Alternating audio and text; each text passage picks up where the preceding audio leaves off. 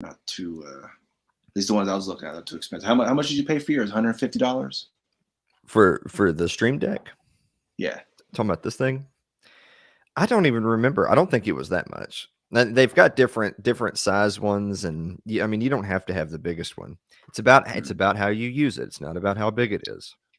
Yeah, it's the motion of the ocean, not the lotion or whatever. Yeah. Okay. I mean, you can run the whole thing with a mouse and keyboard if you want. It's just that makes it easy. So let me hit the Control Shift Z and it'll do this sound or this little. Yeah. Just when you look up in the corner and it says you only have like 4 viewers, just hit the Alt F4. That takes care of that. Only 4. I don't know. Well, I guess I could play the intro now. Don't conform to societal norms. Play the intro at the end. All right. Sounds like a good plan. Thanks for taking control of the show. Really appreciate it. I'm a white man. What do you expect? Yeah, so I had this whole thing set up. So here, I got this. So, hey, what's happening? And welcome to the Hoppitarian Show, the only podcast that goes on hiatus for a couple of months without telling anyone and then comes back without telling anyone. Please don't forget to subscribe, leave a 5-star rating, and leave a review or comment, whichever, if you're on YouTube or podcasting, telling us how much you love the Hoppa Ethno State. Our guest today is someone who loves saying the word retarded unironically. It's the host of It's Too Late with Alan Mosley. It's Alan Mosley. Yeah, I know. I need to give you like a bio or something to read. That sounded like trash. Sounded pretty fucking retarded now that you mention it. But you know what? You know what's funny about that is right though. You like saying it unironically. I have this is not a joke. I have had people IRL come up to me and tell me, "Hey man, I've seen your show and stuff, and I saw this one joke you did about this celebrity that died, or this one joke about, putting babies in microwaves and masturbating, whatever." And I was totally fine with it. But I have a cousin who's mentally disabled, and I didn't like that you called him retarded. And I'm like, well, hold on. You were fine with babies and microwaves while I masturbate, but you weren't fine with retarded. You, sir, are retarded. That's happened. That's, by the way, that's not even an exaggeration. That's a real story that happened to me. So, okay, babies in microwaves, and you're masturbating to the baby in the microwave? Okay, the reference to that is the joke of, hey, what does a baby in a microwave look like? I don't know. I close my eyes when I masturbate. I was gonna say something really stupid, like, it looks like a uncooked turkey. So they were okay with that joke, but then when I just laughingly said, haha, Dave, you're retarded, they got offended. And I was like, nope, you don't get to be. Sorry. Nope. You're okay with cooking babies, but you're not okay with retarded. You're retarded. Jeez. Retarded.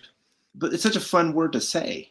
Well, it's extra retarded because we all know that people still use these words. Anyone who's ever been in a locker room, anyone who's ever been hanging out with the guys, basically anyone who's ever walked down the street with anybody knows that these words are still spoken. But then somehow in a public forum, we're all supposed to pretend like, oh, he said the word. We're all gonna call his employer or something ridiculous. Right, yeah. Like, no, I'm sorry, that's retarded. Please feel free to timestamp it and send it to my boss. He'll call you a fucking retard too. You can say, I'm the boss. I'm HR. Yeah. Of course, there's that other word that starts with an F and talks about people who like other people of the same sex. You're not supposed to say that word either. Oh, like faggot? Yeah. Like just, but as Louis C.K. but it doesn't even mean gay. I don't think I've ever approached a gay person and said, get out of here with that, you faggot. Never once have I done that. I've only ever called my friends that, now that I think about it, because it's a term of endearment.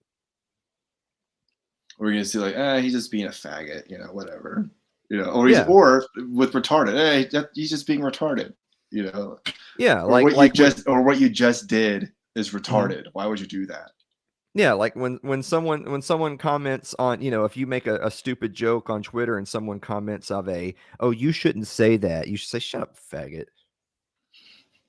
I don't know if they're gay or not, but they need to shut up.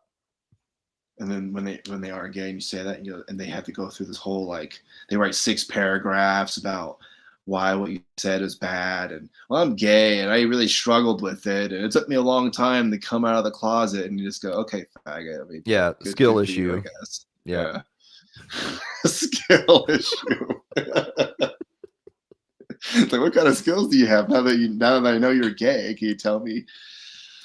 Yeah, I don't know. I mean, you're the one that has something wrong with their brain evolutionary wise. It's not me. Yeah, I mean, apparently gay people can still have babies. I mean, Dave Rubin has what, 2? I don't know how do they come out of his asshole? Or did they come out of his penis? I don't know how. Because gay people like Dave Rubin and Pete Buttigieg believe in slavery. They think that you can buy other humans, and they do that. That's a real thing that happens. Man, They didn't Dave abolish Rubin. slavery. They just made it only for gays. So I don't. This popped in my head. So thanks, Alan, for reminding me. You're welcome. Have you heard? Yeah. Have you heard of this Tenet Media thing that's popped up? Tenet Media. I don't think so. Tenet, yeah, it's named like the movie from Christopher Nolan, Tenet. Mm-mm. I don't know 100% who's behind it, but I know some of the people that are. I don't know if they're hosting shows or if they're just their content's going to be. I'm not 100% sure how it's going to go. But like big names like Tim Pool is part of it, Lauren Southern, Benny Johnson, Big names. big names. Yeah. Well, in the political world, I should say. And our homeboy Dave Rubin is also a part of it. And I remember seeing all these kind of these interesting teasers where it's like purple lighting and it's dark, and then they show the face. They do like a thing like this. Right when they go, right when they face forward, that's when the light comes on. Oh, wow. Mm-hmm. And I saw Dave Rubin was on there, and they're having some kind of that usual political slogan of we're unfiltered and we're unafraid of what to say or whatever. And I'm thinking of all the people that are on there, the 6 that they listed, Dave Rubin's by far the safest. By far. I mean, look at him now. He's tweeting about, I'm the most pro-Israel guy ever. Oh man, you're very scared. Yeah, I was just about to say. So that list of names you just gave me tells me that is mid-wit echo chamber. So people that are like right between 110 and 115 IQ, who think that they know everything, who've never actually held a controversial opinion in their lives, will love that network. And those people will not support any position that hasn't already been approved by whoever the fuck it is that funds them.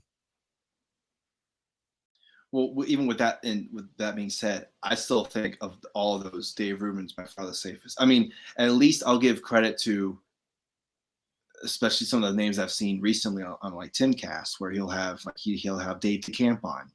He'll have he'll have people to come on who won't just be spewing pro-Israel talking points. So actually have someone come on and be like, well, I think something like this or whatever. I think at least question it. I mean, Scott Horton was on there basically calling everyone there China hawks, it's just like, yeah, but at least they'll have them on. But see, that's what's messed up about Tim Pool, though. It's like, okay, so you're willing to give him a pat on the back because he'll have someone like Scott Horton on who is going to tell it like it is and say, I'll give him a pat on the back, but I'll also say I'm not saying his mind's going to be changed at all. At least he's having someone there to. Yeah, but that's I don't know.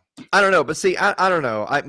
This is just me being black-pilled, I guess, is that I don't give him any credit at all because they will have. So if you have someone like Scott Horton on your show who openly and explicitly calls out you, your whole panel, and every guest you've had on for 6 months as being wrong, and then lays out an airtight case of all, here's why you're wrong, and here's all the documented reasons why you're wrong. And the following episode, they'll pretend like Scott wasn't there last week. And they'll just go right back to their China Hawk propaganda tomorrow. And it'll be like, there was no absorption at all. Like you don't even confront the ideas. So on the one hand, like, is it cool that they have Scott on? Of course it's cool that they have Scott on, but they're not really listening. It's just presentation. There's no actual, it's hard to say that there's no substance, even though someone like Scott was there, but I feel like that's kind of how it is. It's like they're just doing it for presentation. There's no actual substance. No one's having a debate. Yeah. I mean, that's one of the big issues kind of in social media circles right now, right? Is that if we had to pick somebody to argue our side of the political, if we had to argue non-interventionist foreign policy, we'd have Scott Horton go and debate it.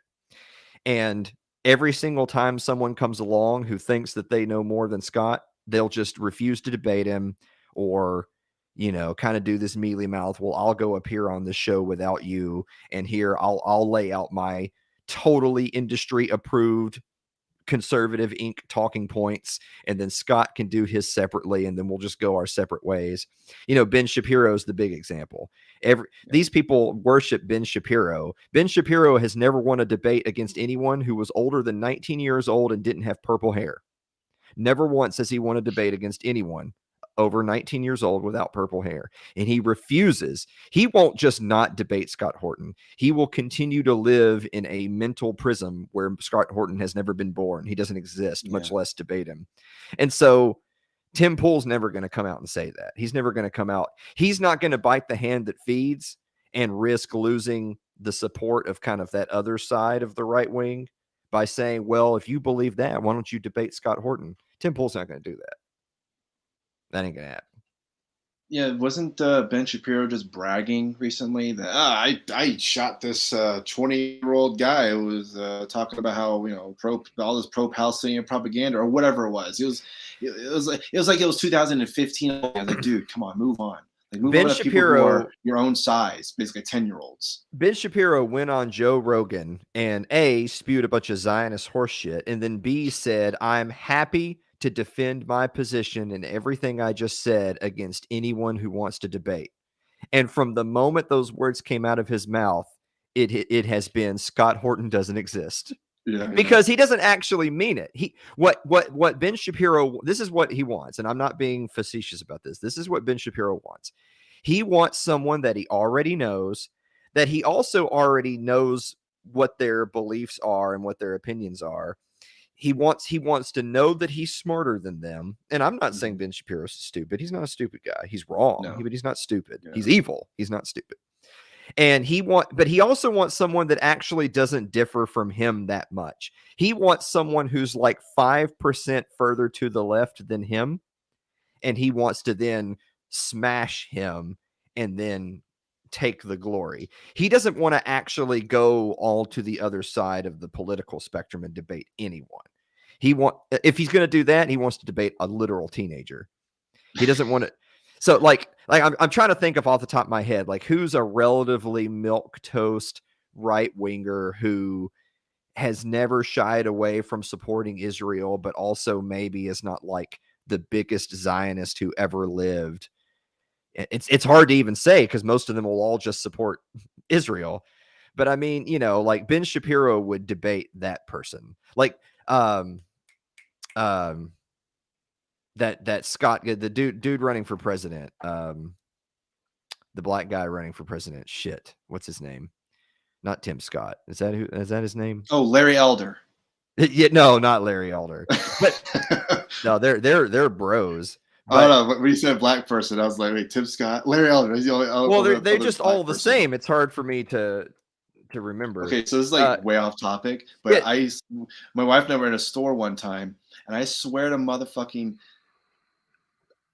there was a black guy who looked just like Tim Scott. Now I'm not saying all black people look alike.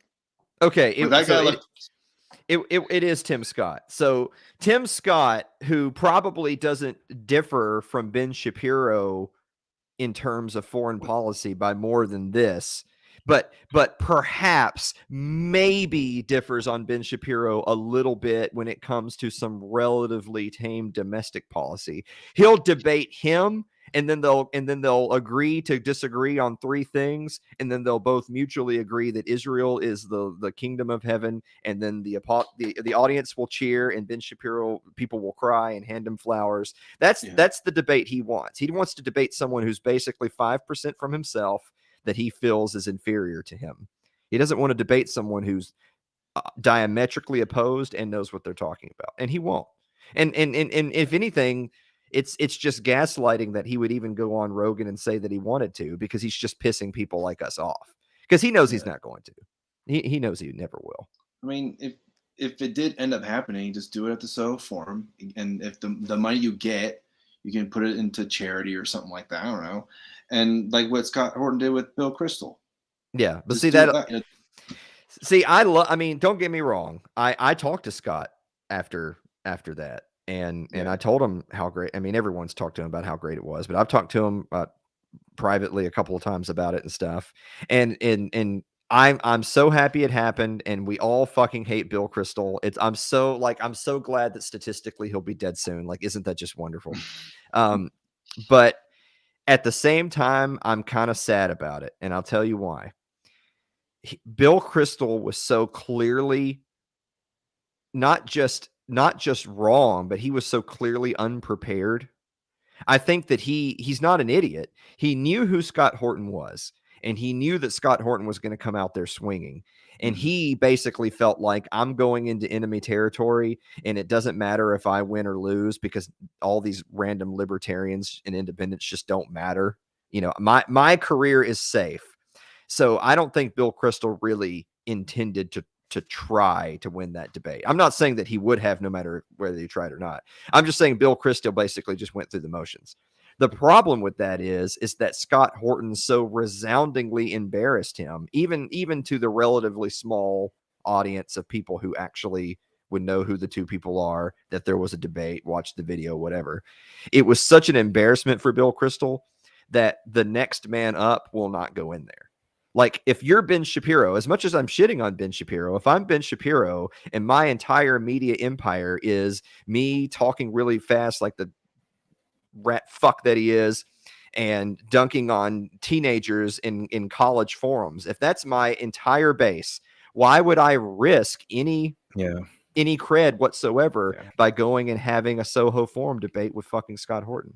The numbers aren't there for me. Why would I do it? Yeah, that makes sense. I mean, I don't know. I think all the people that are trying to, because I see that at least once a day, someone go, Bill, hey, Ben Shapiro, why don't you go debate Scott Horton? And like you're saying, it's not going to happen unless someone put like a massive amount of money in front of him. He may have the possibility of doing it, but even then.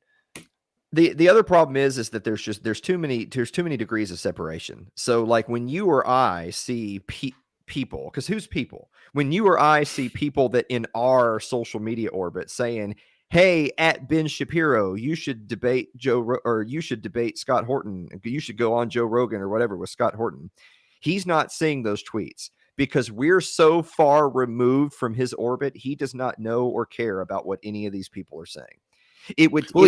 He's verified too. He's probably not even looking at the non-verified tab. He's looking at just the verified tab. Who are the people who have and I know nowadays, like, having a blue check mark on Twitter doesn't really mean anything because you can just pay for it. But even still, 9 times out of 10, the people who have that blue check mark are going to be people in his orbit or people who he would most likely want to talk to. It would require someone that he's like intimately familiar with, that he has some type of working relationship with. It would require someone like that, both having direct contact with Ben Shapiro publicly and also being familiar with Scott Horton, to go to him and say, would you do this? If not, will you at least go on record saying why you wouldn't or shouldn't or whatever? And that will never happen. Like, take Tim Pool as an example. And by the way, in the grand scheme of things, Tim Pool's a nobody. Like, everyone loves to mention Tim Pool. Tim Pool's a nobody. All these people are nobodies. But I'm a nobody. Scott Horton's a nobody. We're all nobodies in the mainstream world. All these people are nobodies. It's like go touch grass. It was basically what I'm saying.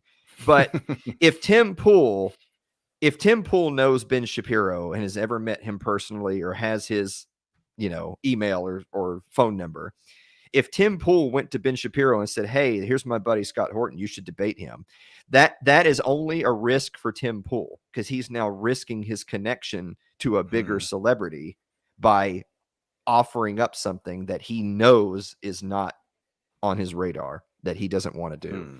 If Ben Shapiro does know who Scott Horton is and has consciously decided I would never step in a room with this man, then if you knew Ben Shapiro and he was your friend and he was going to come on the Happatarians and you said, hey Ben, go on with Scott, he would then block you and you would never see him again. Damn. Because that's how these fuckers are. He's a coward. I mean, of course he's a coward because, he's one of them, but he's a coward. Well, the example you were saying about he would debate Tim Scott and they would just argue over the dumbest shit. Like if they did talk about Israel, Ben Shapiro would say something like, "Yeah, I think the U.S. Congress should fork over, I don't know, $50 trillion to Israel." And Tim Scott goes, "That's a little too much. I think 25 trillion is enough." That's where the argument would be. How much money should we actually send to Israel? I don't think we should send any money. Like, what's the point? Or whatever the argument would be on the other side. See, I just looked that up just now because I was curious. So Ben Shapiro was born in Burbank, California.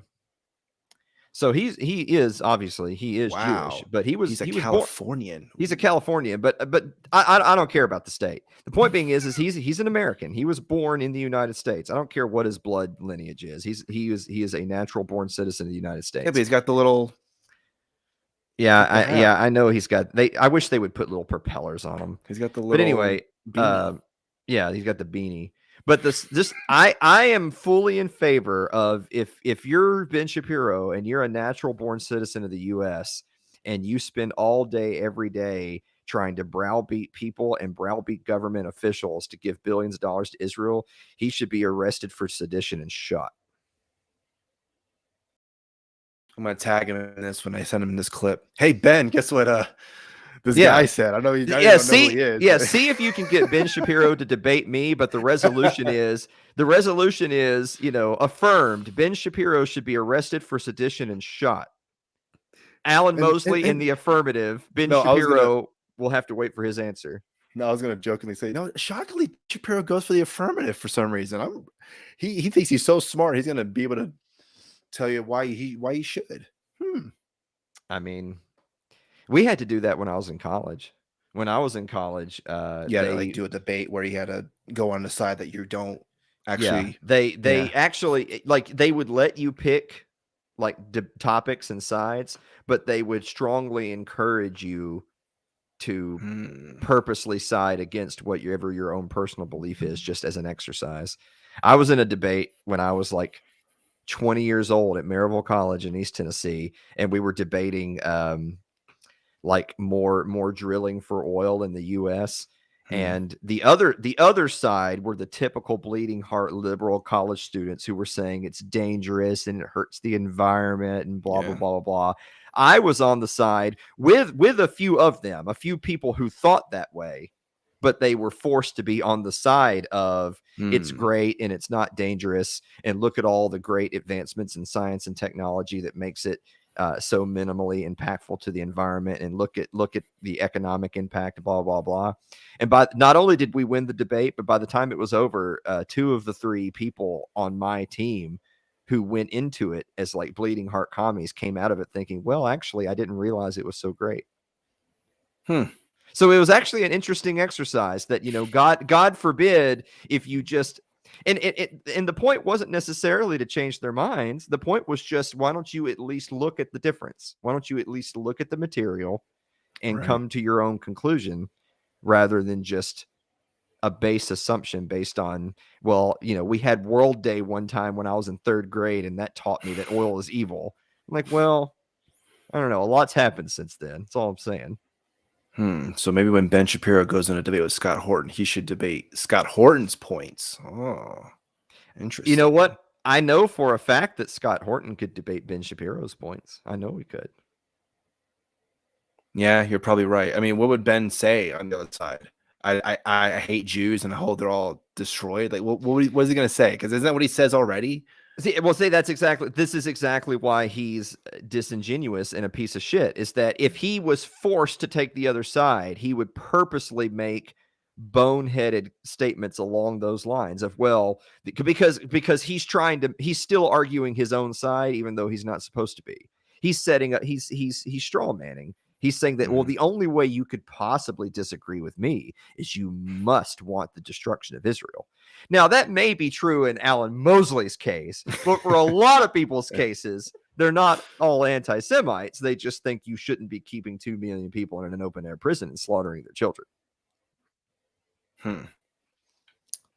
Man, I did not go into this thinking that we were even going to talk about this, but here we are. I don't want to talk about this, but we're not really talking about this. We're talking about Ben Shapiro. Yeah. Well, that's what I was saying. I didn't even want to even, but now that it's here, I bet you know what? Knowing Ben Shapiro, I bet he has a lot of opinions that we would find repulsive, that have nothing to do with Israel. Yeah, probably. I mean, he's the typical, for me, Ben Shapiro is kind of like, he's like a Steven Crowder, where he's like that stepping stone of someone who is just getting into politics. And let me listen to Ben Shapiro, because I hear his name floated all over the place. I just hear Ben Shapiro all the time. I look at conservative podcasts. He's probably like number one name that comes up. Him and Steven Crowder and Dan Bongino, however you pronounce his last name. So they listen to him. And they go, okay, yeah, that's the conservative talking points. All right, whatever. And then they go even more to the right. They're like, oh, I don't know about this.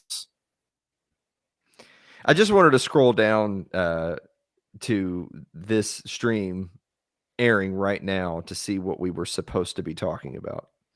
Right. Yeah. No, this is fine. Yeah. This is all an allegory for Kevin Brennan and Matthew Perry. Well, there you go. Let's just get right to it. So for you, however many people on that little counter right there, if you've been watching this whole time and thinking, has Ben Shapiro weighed in on Matthew Perry's death? I must have missed it. If Matthew Perry was a huge Israel supporter, he probably would have said something. If he was anti, he wouldn't have even said anything. Good riddance. You know what? I bet Norm Macdonald would have shit all over Ben Shapiro. Oh, I'm sure he would have. I mean, he shit on Matthew Perry. Well, I mean, are you talking about sarcasm? Yeah, no. Matt speak. You know the way he talks on Friends. Matt speak. What are you talking about? What are you talking about? Did you hear the part of that about Harvey Weinstein? Yeah, where what is it? He said something along the lines of because he was a fan of Matthew Perry's, right? Yeah. And Norm was saying, not really giving him a favorable opinion. Yeah, so Harvey Weinstein, for whatever reason, and I'm not going to theory craft that, but for whatever reason, he was a big fan of Matthew Perry, and Norm shit all over him. And so because of that, he just instantly became arch enemies with Harvey Weinstein. I think that it's just awesome that, having nothing to do with scandal, Harvey Weinstein hated Norm Macdonald. Norm Macdonald had the best enemies. But it's not even like he was trying. Like, Norm Macdonald wasn't trying to be a freedom fighter or anything. He just had the best enemies. He just kind of, he's one of those guys that spoke his mind. Every time you hear him speak his mind, it's like, yeah, exactly. Like, why didn't I think of that? I should have said that. I was watching one of his little like highlight clips the other day. It was only like a 5 or 6 minute clip, and it was laughing at the inappropriate times was the name of the clip. Oh, and it's just half of it's just 9/11. I mean, half of the whole clip is just 9/11. Just saying 9/11 and laughing.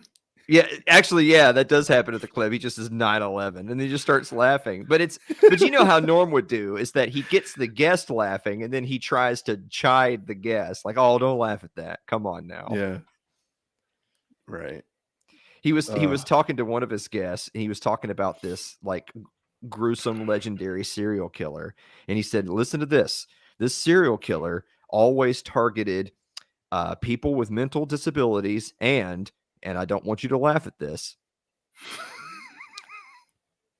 and African Americans.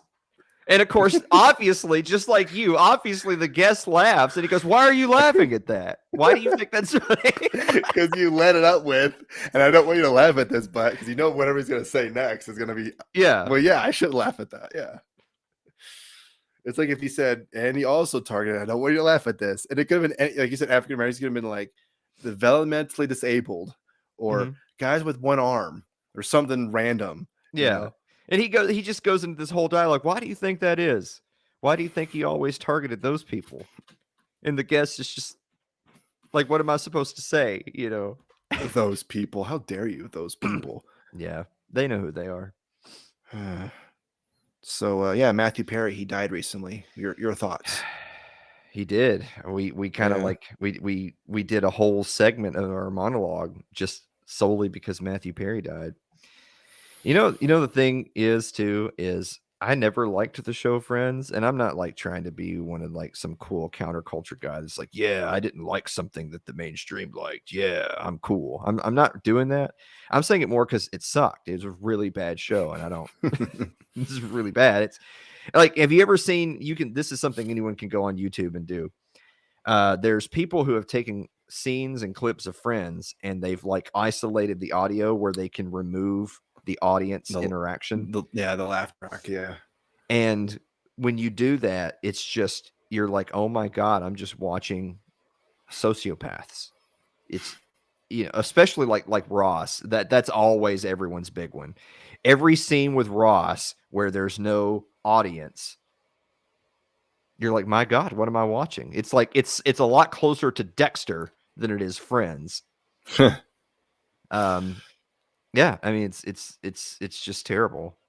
You know what? I honestly will say this though, all joking aside, if I had to pick one of the cast of Friends and say, okay, I guess this is the one who's gonna like, be our comedy. No, be our comedy guest on tonight's show. I probably would have picked Matthew Perry, to be honest with you.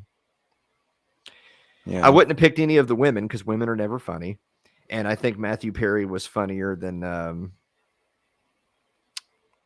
what's his name? Than David Schwimmer. Yeah, David Schwimmer. Yeah, and Matt LeBlanc. So, yeah. I guess Matthew Perry wins by elimination, but that's why they eliminated him. So now if they do it, well, actually that's not going to happen, but I was going to say if they do a Friends reboot, because I mean, they have the new Frasier that's out, and it's just Kelsey Grammer. That's it. I haven't seen any of that, and I'm not gonna see any of that.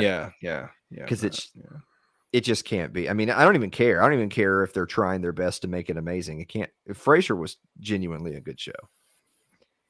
I feel like the age of genuinely well-written sitcoms that are not animated, that are not just ringing with like woke messaging and stuff. And it's one of those things where in hindsight, you go back and watch some things and realize, yeah, there's a lot of agenda driven stuff in this show, but it wasn't just so in your face, maybe like in the 90s, definitely not in the 80s, but shows like Frasier was a genuinely good show. And so them even trying to redo it, not worth it. Oh my God. Hi, Alan. Hey, JC. You should probably ban people who know who I am from your audience. I know who that guy is. Yeah, that's bad news for you. Remember like a month or two ago when I said to you that we should work on cross-pollinating and build our audiences? That was actually a joke. You don't want my audience. Yeah, no, they should come on over. The water's fine over here. You're going to get way more racism and no more money.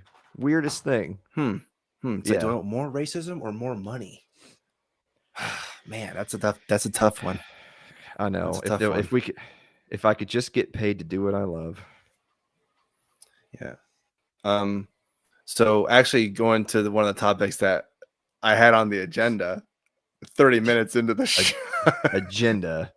Yeah. No, all right. 21 agenda 21, whatever it's called. So like I said, Matthew Perry, he died recently, and apparently and I don't know if this has been proven yet. I don't think it has as of this point. But apparently he was in his hot tub, had a cardiac arrest, and drowned. Mm-hmm. And so one of my favorite people on the planet, Kevin Brennan, he wanted to chime in. And if anyone doesn't know who Kevin Brennan is, you're probably more familiar with his brother Neil Brennan. That's usually the go-to. If you want to make fun of Kevin Brennan, just talk about Neil Brennan, because a lot of people know who Neil Brennan is. He was the co-creator of Chappelle's Show, and that's pretty much it. He's also a stand-up comic, but I'm not the biggest fan of his comedy. He's all right, I guess. But Kevin Brennan hosts a podcast called Misery Loves Company, and it's like whenever you see that meme of like an old man yelling at the clouds, it's kind of like that. He's basically just yelling, and he's talking to a niche group of people, and you go into it, it's about 85% inside baseball. So yeah, it's one of those type of shows where do I have to watch from the beginning? I mean, you can if you want, but then there's come a time where you have to start paying for Patreon. Yeah. Anyway, so ex-SNL writer is happy he's trending for laughing at Matthew Perry's death. So he tweeted, and I'm sure it's here, but he tweeted that, and look at this guy. Look at this man. Yeah. This beautiful man. Look at this guy. That's the man who is definitely going to be crying about Matthew Perry and his death. I mean, look at that guy. I mean, come on. Oh, that's funny.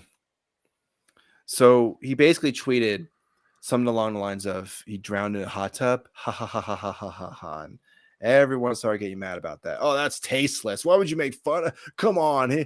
We don't even know how he died. Come on. So it kind of got me thinking about some other times that people have died. And of course, there's a famous one where Ari Shaffir, when Kobe Bryant died, you know, he talked about, everyone was saying, oh, Kobe Bryant was one of the best NBA players of all time. He was a great father and all this stuff. Well, Ari Shaffir decided to take it another step. And he tweeted, Kobe Bryant died 23 years too late today. He got away with rape because all the Hollywood liberals who attack comedy enjoy rooting for the Lakers more than they dislike rape. Big ups to the hero who forgot to gas up his chopper. I hate the Lakers. What a great day. # fuck the Lakers. I mean, but where's the lie, though? I mean, wasn't he accused of raping a woman in some hotel or something like that? Yeah, he raped a hotel staffer at a hotel in Colorado. So yeah, I mean it.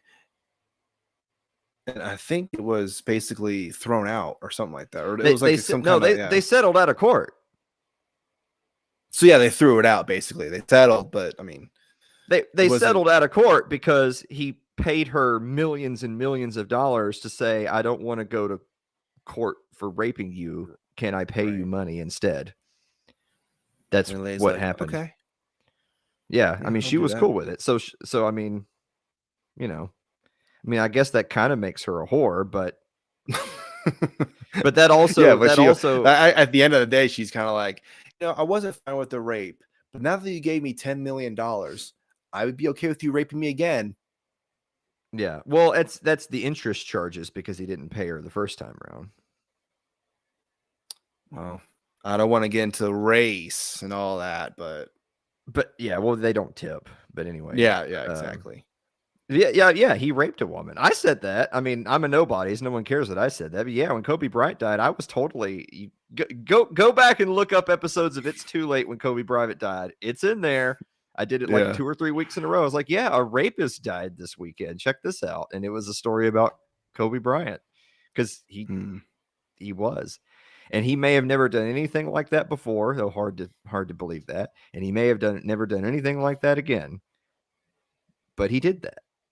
And so that tweet by Ari is a totally legitimate statement of how like all this just constant hero worship and boo-hoo, and now we're going to build a statue to honor this guy and you know, Mamba life and whatever because of Kobe Bryant. No, you all just forgot that he raped a woman in Colorado and then paid her off to not go to court. Are you kidding me right now?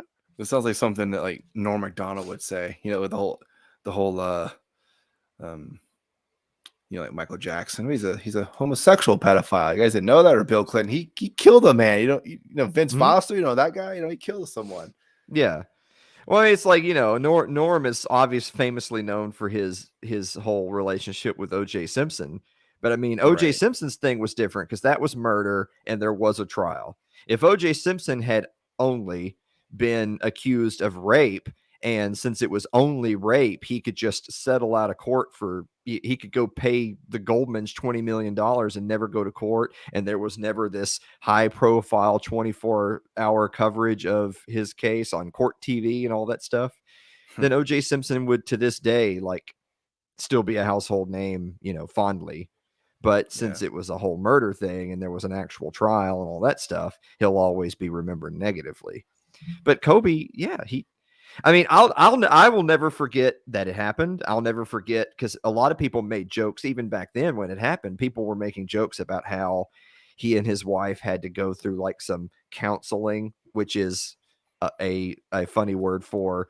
I remember all the tabloids were talking about how the next time that his wife was seen in public, she was wearing a diamond ring that's like the size of this cup, like a diamond that big on her ring or on her ring finger.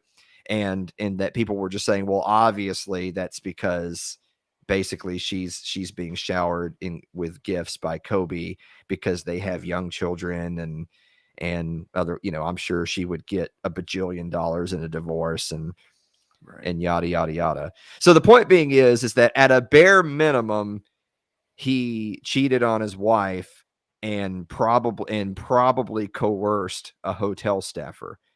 What's more likely and / maximum is he just flat out raped the hotel staffer, but then paid her off to not go to court. And I know I called the hotel staffer lady a whore. I really don't feel that way about her because I kind of look at things from a practical standpoint that if practically speaking, you could go to court, testify, and you know that it's still, you know, you're going to be going up against like a bunch of high profile team of lawyers because it's Kobe Bryant and he's worth so much money. You know, they may be telling her, look, it may only, you know, say it's 50-50 chance you win your case. If you do win your case, you know, maybe there can be some type of a civil suit to follow. But if he's offering to settle out of court for $20 million and a civil suit would only get you 100,000, then, you know, who would I say to not take the $20 million, you know? That would change your life or whatever. He already changed your life once, so you might as well change your life physically. Again. Yeah, change your life physically. So yeah, I mean, you know, at least with Matthew Perry, we can all sit here and laugh because he was on a corny, bad '90s sitcom and he thought he invented sarcasm, but at least he didn't rape anybody. Yeah. So, what did Kevin Brennan have to say about Kobe? I don't know. I mean, I'm sure it wasn't pleasant. I'm sure it wasn't like, oh yeah, Kobe, yeah, he was a good guy. He's probably just whatever. He probably kept his mouth shut because he didn't want to be called a racist and, you know, whatever. Kevin, I don't think he really cares about. I've heard him say some things where it's like, okay, this guy doesn't really care. But isn't it weird though how with something like with the Kobe thing, it's unanimous.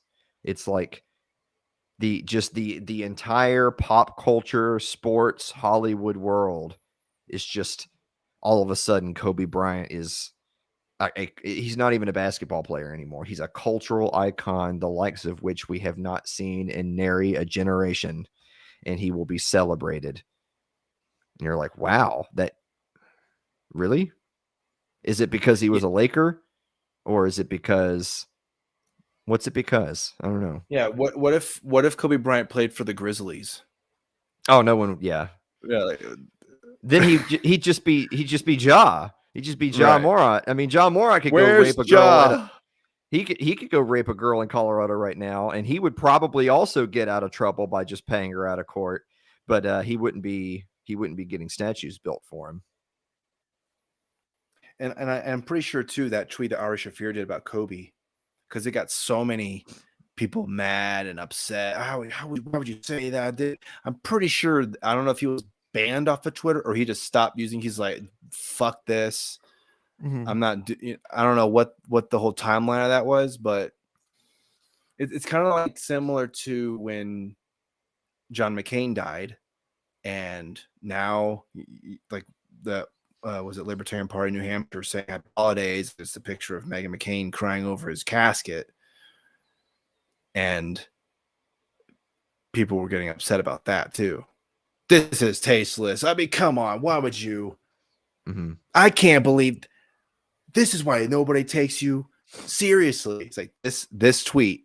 This is a tweet why people don't take anyway. Yeah. But see, I still have such like a short attention span for that BS though, because it's like, look, if you're solely making the argument that it's in bad taste to say something, to speak ill of the dead, there are people out there that are generally old fashioned, that just kind of have the attitude of, well, you shouldn't speak ill of the dead. It doesn't matter if you didn't like them or whatever, especially right after they died. You just shouldn't do it because it's just not gentlemanly. If that's how you feel about it, fine. But I'm not hearing you actually dispute the message. I'm not hearing you make the argument that he wasn't a rapist. I'm just hearing you make the argument that we're all totes super sad right now, and so knock it off. That's all I'm hearing.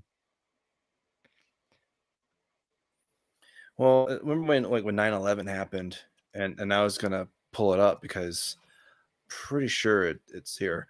Like 9/11 happened, and then a couple weeks later, Gilbert Gottfried did a joke about it. Uh-huh. Here, let me go ahead. But by the way, I just want to point out, I love how we've spent this much time talking about Kobe Bryant and 9/11, because that's just how little we give a shit about Matthew Perry. It was all a ruse, everybody. I said we were going to talk about it. We only talked about it for like maybe 5 minutes, maybe. The way my mind works, I wanted to basically address the elephant in the room. I have to catch a flight to California. I can't get a direct flight. They said they have to stop at the Empire State Building first.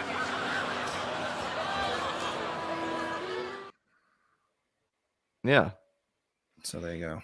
And that's so like moderate in comparison to so many things that have been said or could be said. It's only because people are up in their feels that would even be controversial. It's sad that he's dead too. Everybody died. I know, all the other good people. Yeah. By the way, going back to the Kevin Brennan thing, if you know, I mean, it's not a lot of people who are going to know who Kevin Brennan is in the grand scheme of things, but there's people who, like, I know, and when I saw this, I was like, yeah, that sounds about right. That sounds about something that he would do. If he didn't like you, he don't give a fuck if you get your head ripped off. He's gonna be like, he probably deserved it or something, something like that. Oh wait, how did he die? Oh, that's hilarious. I will say this, if I'm going to be devil's advocate, because I know he kind of followed up on his initial comments. So he was making fun of Matthew Perry for being a junkie. He explicitly used that phrase. He's like, well, of course he died. Take that, junkie. Now, if I'm going to be devil's advocate, I would say that might be perhaps a low blow, because while it is true that Matthew Perry at one time was a junkie, I don't believe that was true anymore. I think that he fairly famously had gone through rehab and had been clean for some period of time or whatever, because that was one of the very first things they said in the reports of, oh, well, what's the drug situation? And the answer was that there were no illicit drugs at the property and whatever. So now I don't want to get into the whole, well, he must have died because of the jab or whatever. I'm not going there. I'm just simply saying that Kevin Brennan being a ha take that junkie is in his mind, he's envisioning Matthew Perry underneath the surface of the water with like heroin needles sticking out of his arm. So that actually wasn't true. So if that's the basis of his claim, that's not true. Now, if he wants to just make fun of him because he was a shitty comedian, that's perfectly fine, or actor, whatever. But so I don't know. I'm just, like I said, I'm just playing devil's advocate that if he's just trying to take a stab at someone because they had an addiction issue, but he actually overcame his addiction issue, then that kind of rings hollow. Yeah, I mean, didn't he go to rehab? It wasn't just once or twice. It was like multiple times. He's been through some shit. Like they didn't Friends do a whole Friends reunion special like just in the last year or two? Yeah, just a couple, yeah. And I mean, a lot of them are looking a little bit worse for wear these days. It wasn't just like, I know some people saw Matthew Perry and they're like, wow, he, just like a lot of people, he put on a little bit of weight. Well, they said, I don't know who, I think it was maybe his representatives or something, but they were saying that he had like an emergency dental surgery or something with his mouth before he went there to film that. So that's why when you hear him talk, it kind of sounds like he has something in his mouth. Yeah. Well, I mean, I don't even like necessarily talking about that actual reunion thing, but just in general, Friends did end some years ago, and they weren't all exactly teenagers when the show ended. So, just the time marches on. Most of the cast, like Jennifer Aniston, still pretty much looks like Jennifer Aniston, but the chick that played Phoebe, oh God, what's her name? Lisa Kudrow. Yeah, Lisa Kudrow. Lisa Kudrow is looking pretty rough these days. Which she ain't a young woman anymore.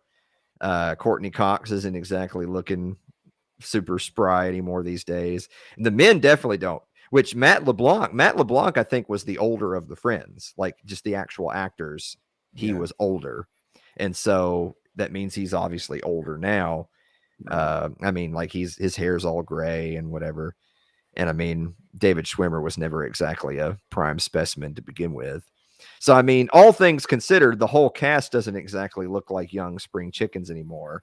But I know some people kind of got on Matthew Perry because, like, oh, look, he didn't age all that great, and he put on a little bit of weight, and he's at his career basically ended when Friends ended for the most part, and whatever. And it's like, well, I'm old enough to remember when Friends was still like 3 or 4 years. I mean, I remember Friends coming on TV. I'm fucking 38 years old, but I remember when Friends was still on air, when NBC was like having negotiation, like that was big tabloid news when they were negotiating with the stars of Friends to try to keep, because they were trying to keep Friends on air because Friends was their hit show, but the cast of Friends were demanding a lot of money because they knew that they were in a hit show, and Jennifer Aniston was like, I could just go be a movie star, blah, blah, blah, blah, blah. And they got, for the time, they got paid a ton of money. Like they were by an enormous margin, the highest paid people on the little screen. And so between that and residuals, I'm sure all of them theoretically could have retired the day Friends ended and never worked a day again in their lives and been perfectly happy. So I think a lot of people take cheap shots at people like Matthew Perry and be like, oh, well, that was the end of him. As soon as Friends was over, his career is over. It's like, dude, if I was in Friends and the show ended yesterday, I would never work again. Are you fucking kidding me? I'm done. I'm out. That's probably a show that overstayed its welcome, I think. Would you say? Because how many seasons was, like 10? Every show overstays its welcome, man. That's a whole other segment you could do on your show. Is instead of it's easier, or it's probably harder to name shows that ended right when they should than it would be to name shows that didn't end when they should. Either way, shows that were canceled or shows that went way too long. It would be easier to name all them than it would be to name shows that's like, that was the perfect amount of episodes right there. It was a complete beginning, middle, and end, and then they signed off. Very few shows. Well, I mean, I would say, at least for me personally, I think Seinfeld had the perfect amount. Because I mean, like a 10th season was right there. But Jerry's like, no, I think 9's good. I think we're the number one show. It can only go down from here. Let's end it.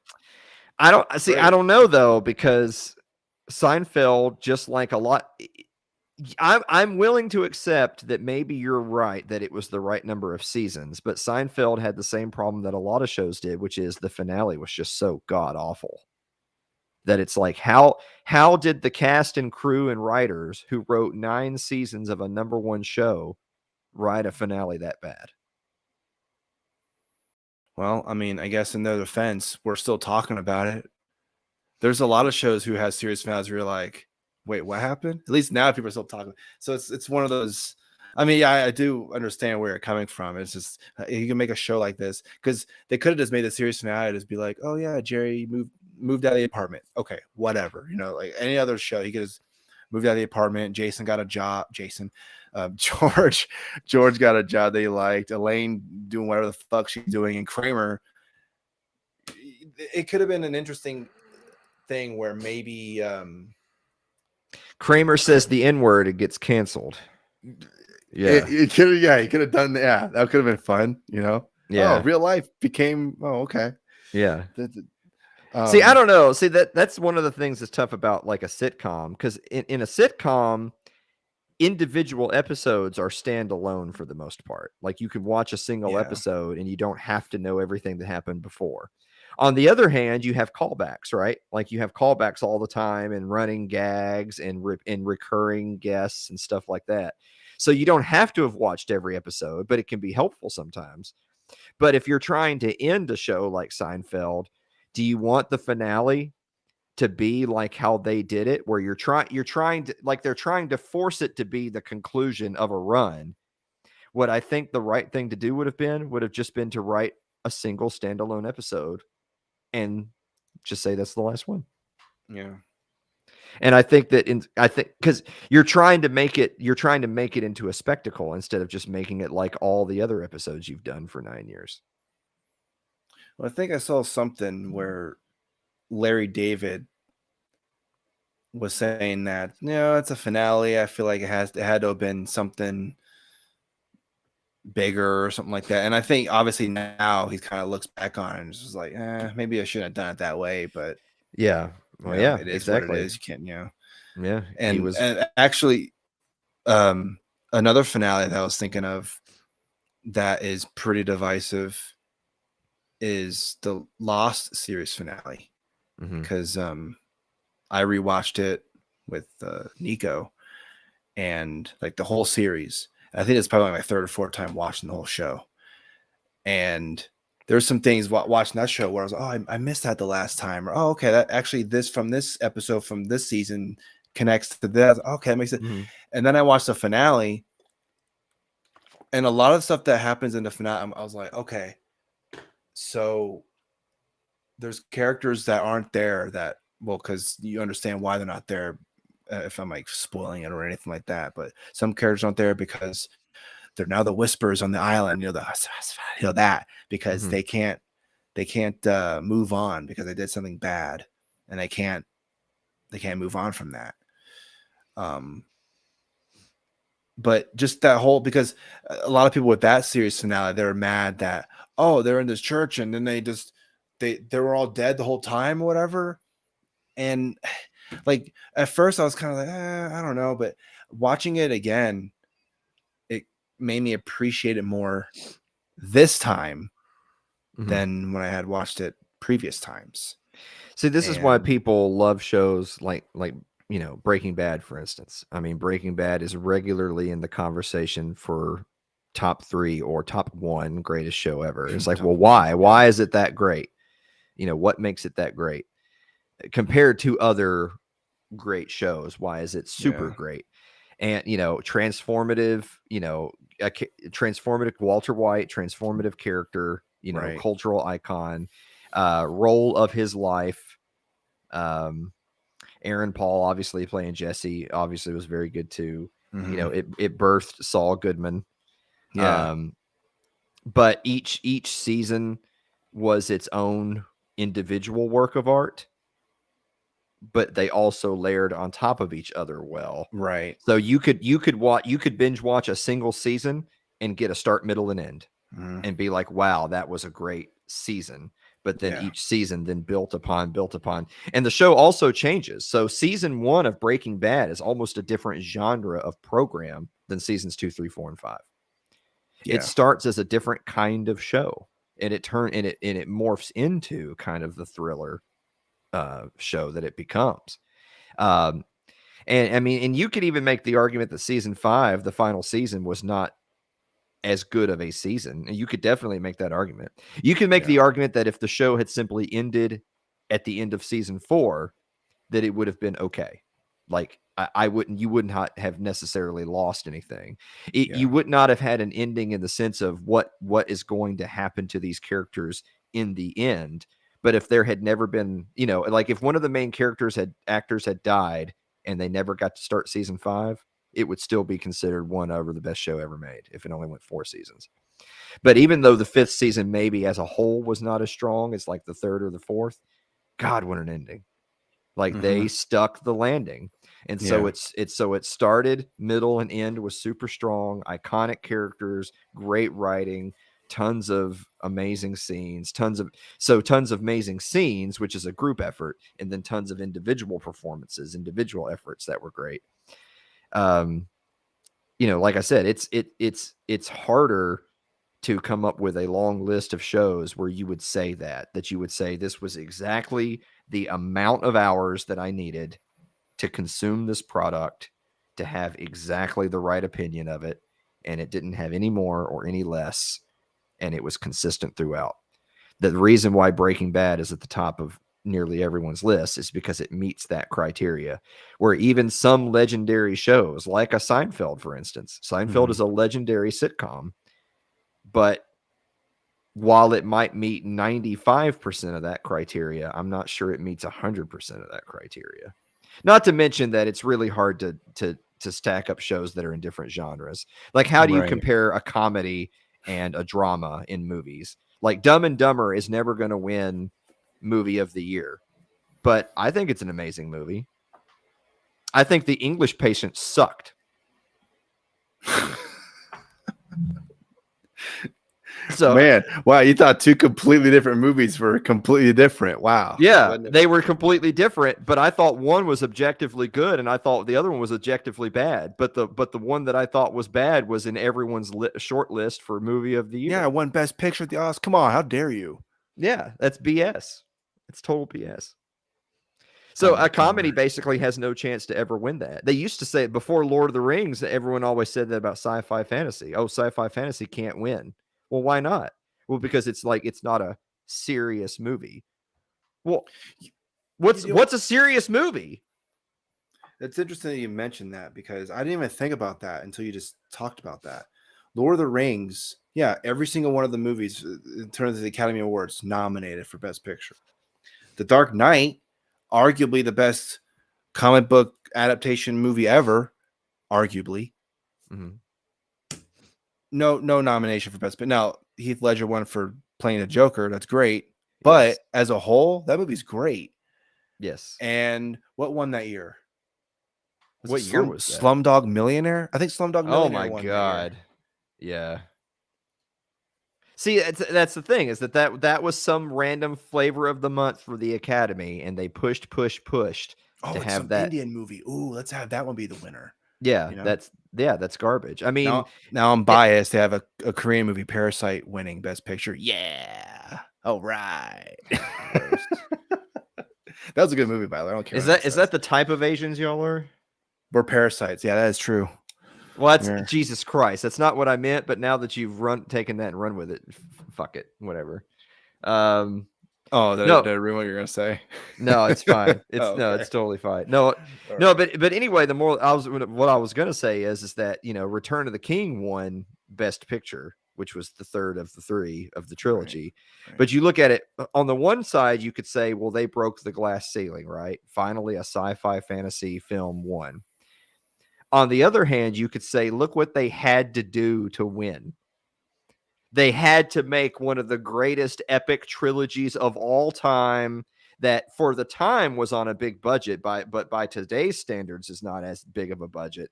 And they had to basically film all 3 films nonstop over the course of like 18 months of filming with Mhm. all the grand battles, and they still had practical effects and staging and all, and they had this massive cast and crew that had to sign on for this project for almost 2 years nonstop.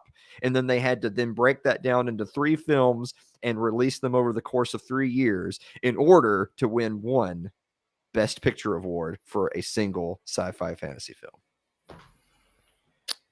Or you can just be The English Patient.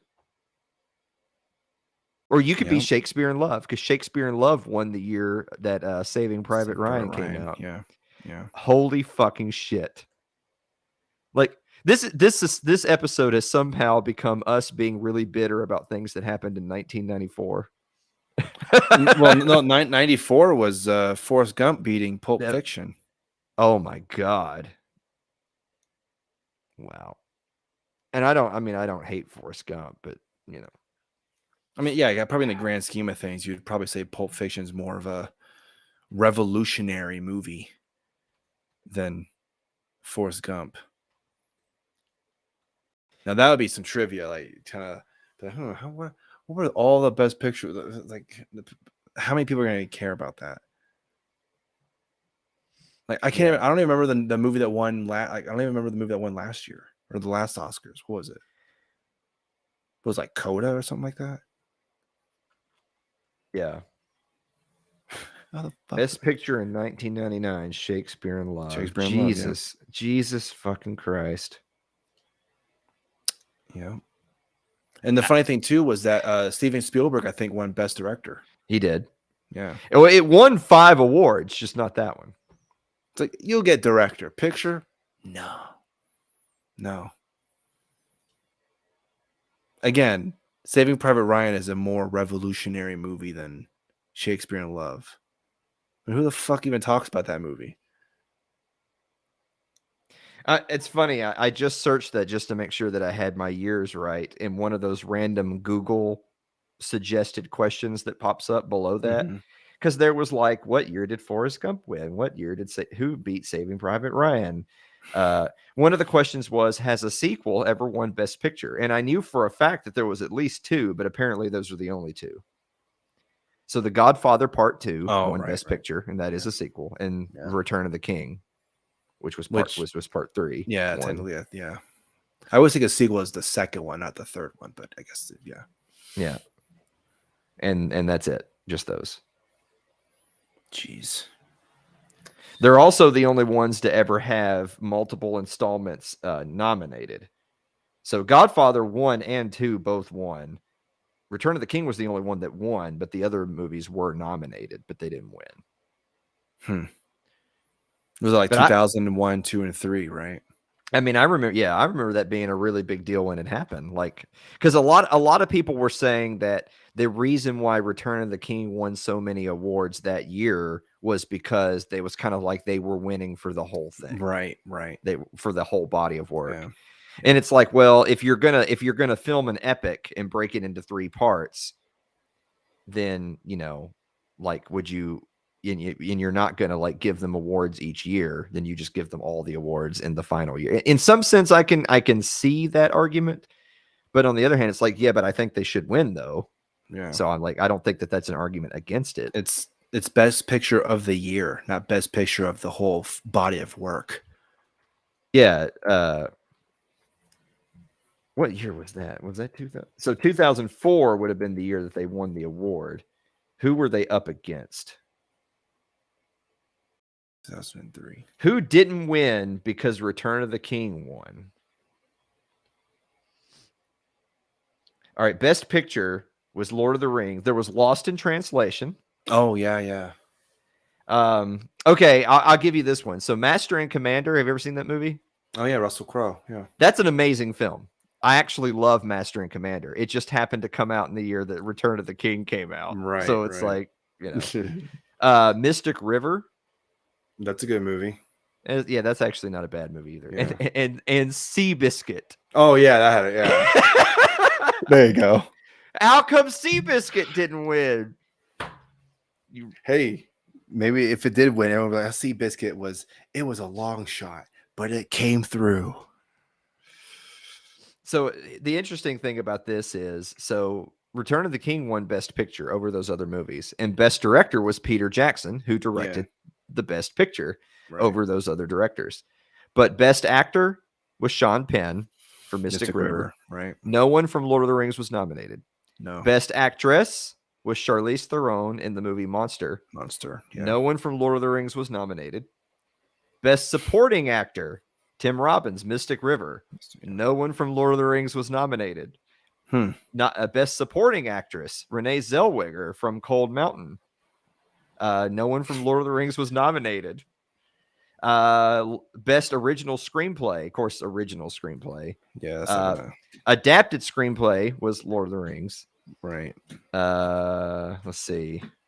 So all the technical aspects won, but your acting, terrible.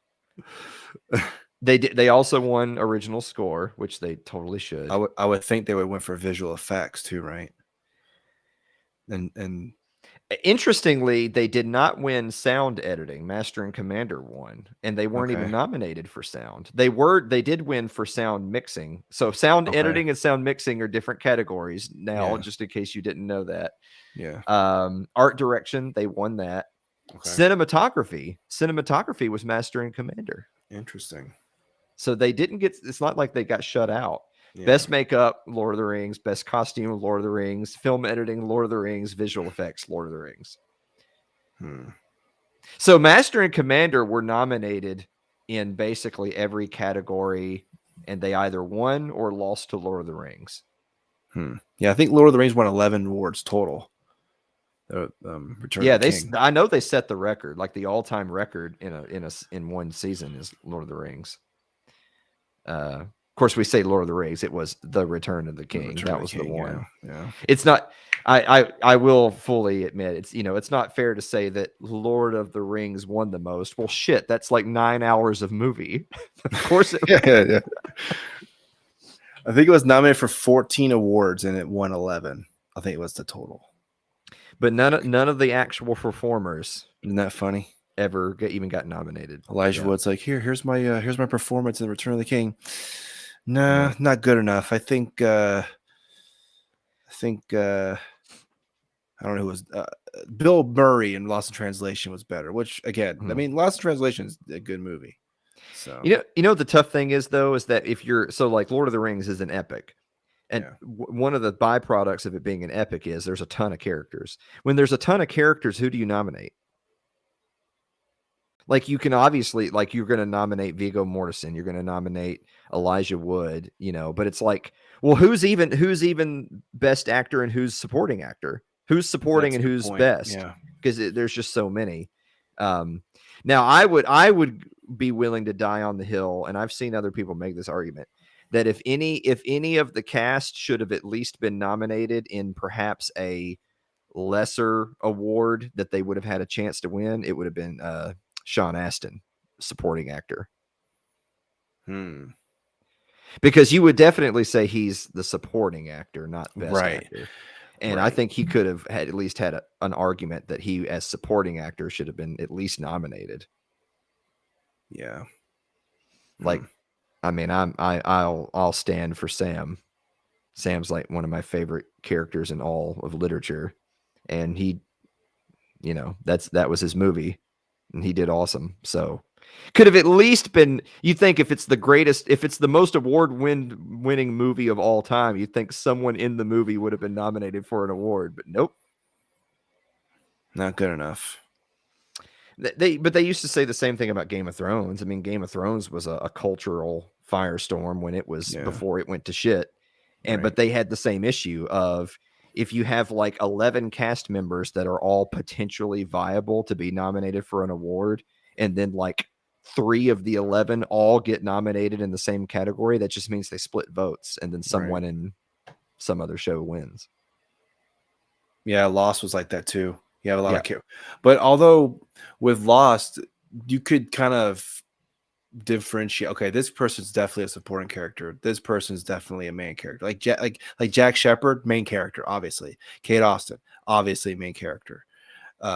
Later on down the road, James Ford, main character. Maybe not at the beginning, but as the series went on, main character.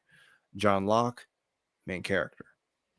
Now, supporting characters, you'd probably put the Kims. You'd put them in there. You ready for me to drop this bomb on you? I've never seen Lost. You should go see it. It's pretty good. It's on Amazon Prime. Yeah, but it's so it's so long now. I was never interested in it when it was on TV, and now I've heard a bunch of people talk about it, and I already know what happens. And it's like, so should I watch it now, already knowing all the random dumb stuff that's going to happen in the show later? Well, I'm biased, and I would say yeah, but what am I gonna do? Like, so they were dead the whole time, and there's a polar bear, and yeah, it's like, okay. The way that I interpreted the ending was they lived their lives and they're all dead at that particular point, but they were all able to gather into that church to kind of, okay, we're ready to pass on to the next one, to like the afterlife, whatever. But it wasn't like they were dead on the island the whole time. It wasn't like the plane crashed and everyone just died. It was everything that happened on the island happened because in the 6th season, like there was like this split. So I'm basically telling you like the last season. Now you're telling me even more. Yeah. Should I just stop talking? Should I stop talking?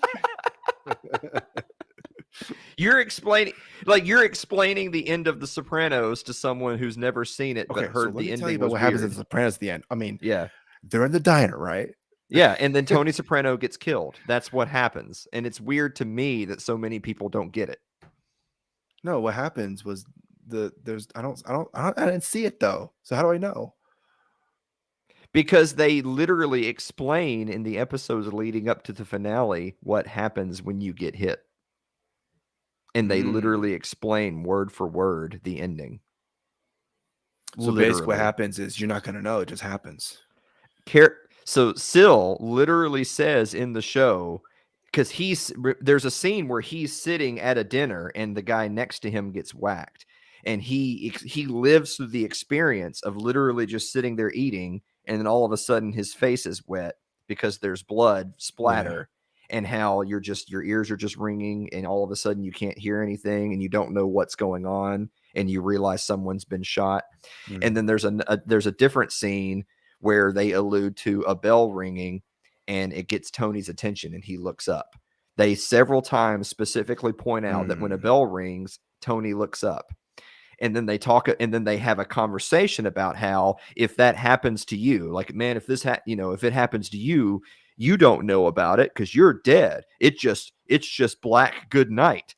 And then in the final scene, a bell rings, he looks up, and it fades to black. He's dead. He got shot in the back of the head. The end. And it's weird to me that people think the ending wasn't good. The ending of The Sopranos was perfection. Y'all are just too fucking retarded, which was the beginning of this episode's theme, to understand the ending of Sopranos. Tony Soprano was whacked. That's what happened.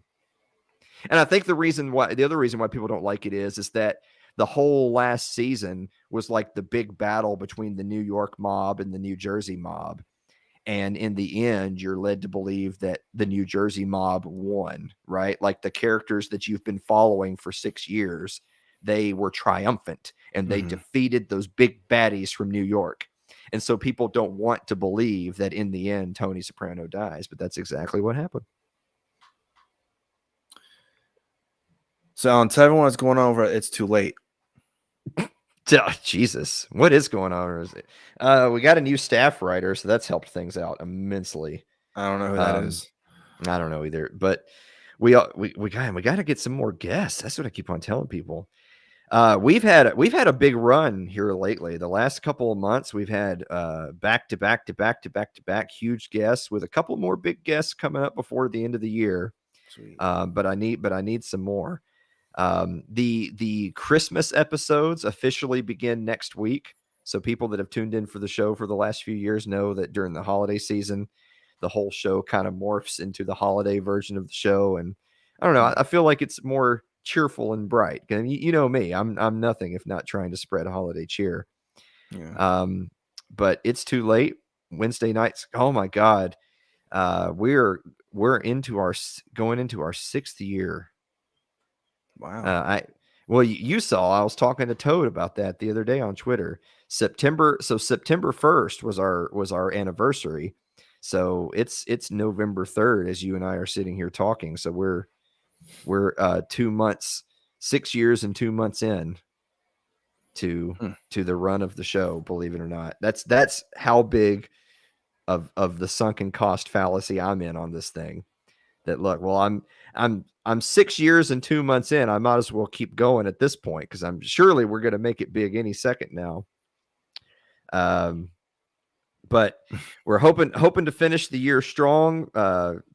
It'll be around it'd be middle of March, so not too far away. Will be episode 300 of the show, and then May 18th, which we haven't announced this publicly yet. But May 18th is the 6th annual It's Too Late live show. Taking place in Middle Tennessee, just like it does every year, where we're actually going to have food, drink, family-friendly environment. Everyone's going to hang out and have an awesome time. This year, we're going to be at a brand new state-of-the-art venue with auditorium seating and a stage for us to actually set up and do the show, lights, camera, and everything. So we're bringing back the live show this year. We've got a handful of pretty well-known guests are actually coming to our live event this year, but I can't say who. Yeah, because you know how it is. If I tell you who's coming, then you know their aunt will die and then they can't make it. Right. But we got some big guests coming into town for this year's event. So I tell everybody, all the official announcements will be out right after the first of the year. So it may very well be January 1st that we launch the event page and all that stuff. But everyone needs to check it out. And you guys need to come to next year's event. I'm not making any promises. I'll tell you like what. The last time you invited. Yeah, exactly. And you were right to not make any promises. Yeah, exactly. Yeah. So you should definitely consider doing it. We've upped the production value. We're trying to be more and more late night showy with each passing week, but we're treading new ground in our production and doing more recorded stuff, more segments, more production. Yeah. Celebrity guest interviews are now a part of our repertoire, along with our favorite segments such as Unpopular Opinions, Meme of the Week, Viewer Mail, all the usual great stuff. So yeah, I'm not going anywhere. We're going to keep doing it. Yeah, that one time where you interviewed that Hamas leader. Yeah, we got the leader of Hamas the week of the big attack. So that was nuts. Yeah. He didn't sound the way I thought he would, to be honest with you. Well, it's Hamas. They're sneaky like that, from what I've heard. Yeah. One of my favorite scenes, by the way, from Craig Ferguson was he's talking to Josh Robert Thompson, who is the guy who does the voice of Jeff the Robot, and they're doing the telephone bit where he's doing an impression on the phone. Yeah. And he says, hey, this random celebrity. And and then Josh Robert Thompson tries to do the voice, but it's not very good because you could tell it wasn't rehearsed. And Craig Ferguson goes, "Oh, I didn't know that he sounded like this." He's like, "Well, I didn't know that I needed to sound like this until right this minute." So, so you guys need to know that if we ever do skits like that on our show, we of course rehearse it way in advance. Yeah, so months in advance. I've heard. Yes, months. It's crazy. Yes. I mean, I don't know how you guys knew that this Hamas thing was going to happen, but damn. Yeah. Well, we knew that was going to happen because Mr. Beast set the whole thing up. Oh, that's right. Yeah, you're right. I forgot about that part. Yeah. Well, anyway, need to end this. So thanks, Alan, for doing this. Really appreciate it. What did we just do? What happened here? I'm not really sure. Apparently we talked and words came out of our mouths, and that's pretty much it, I think. This has to be the worst show you've ever done. It's probably in the bottom 10, I would think. Yeah. If I make a list, this has to be in there. It's so weird that there's people still watching it right now. I can see. Like, maybe it's just people that went to bed and they left their computers on or something. Yeah, maybe. So I know we took like a couple months off. I might take another couple months off. I don't know. I just do it whenever I feel like it. Hey, I feel like doing this today, so let's do it. You know? Yeah. What's the deal with that? Why are you leaving us hanging for 2 months? Because we just, I don't know. I was like, No, wait. Don't do this we business. Don't drag Nico down to your level. Hey, we were busy with some personal matters, if you know what I'm saying. Okay, all right. Just because the 49ers are losing doesn't mean you can't do a show. Oh, you all caught right? me. Damn it. That when the Cowboys lose, I still do an episode that week. All right. You caught me. All right. All right. Well, We'll forgive you. I appreciate that. It always, if you forgive me, then that's all I need. Mhm. All right. Thanks to all who decided to watch and listen. Really appreciate it. And we might see you in the next one. We'll see. The truck's backing up because they're hearing us. I think it's time to end this episode. And smash that like button. Yeah, smash that like Just button. break your computer. And don't forget to subscribe. Hit that subscribe button.